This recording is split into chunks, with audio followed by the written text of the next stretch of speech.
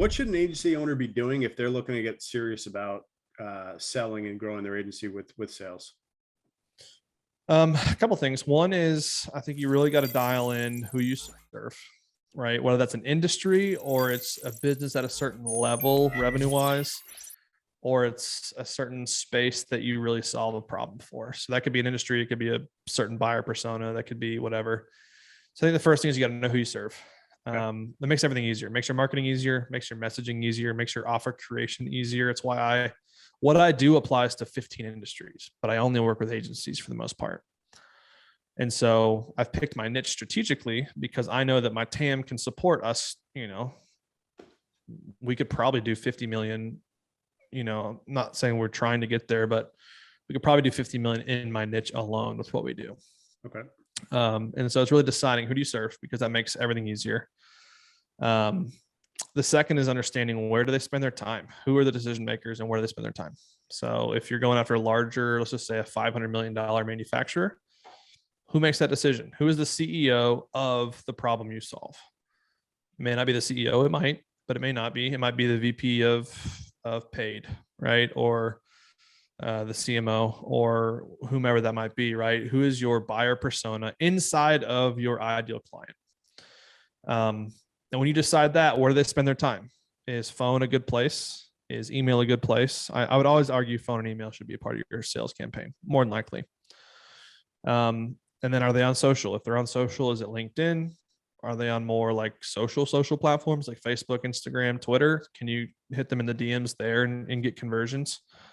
And then direct mail. Are they in an office? Is their company completely remote, therefore making giftology a little more challenging? It's hard to get someone's personal address unless they have some sort of forwarding service from like their old headquarters.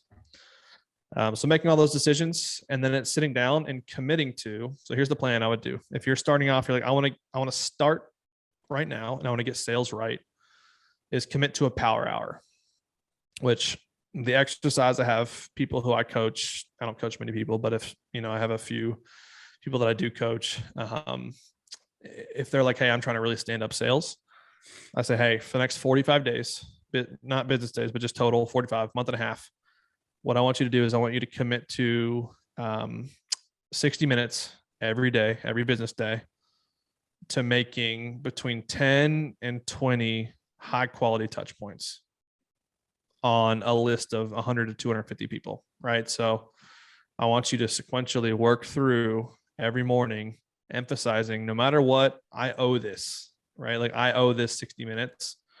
And you do that for 45 days and you're going to have a full pipeline. You're going to have opportunities. And then you can have decisions after that. You close deals, you reinvest it in a salesperson. You decide, hey, maybe I'll do power 2 hours and I'm going to double all this, because I see the value in it. And then it's like, oh, maybe I'll do power 4 hours and I'm going to add an assistant to this and I can get, 1.5 times the output.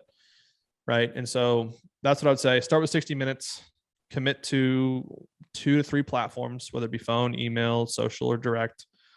And I want you to every single morning, I say morning because I want you to do the hardest thing first and get it over with. I want you to make 10 to 20 touch points on your buyer persona in your ideal market for the next 45 days and come back to me. And we can get cute after that, but I want you to get muscle memory, and I want you to prove to yourself that anybody can get opportunities going.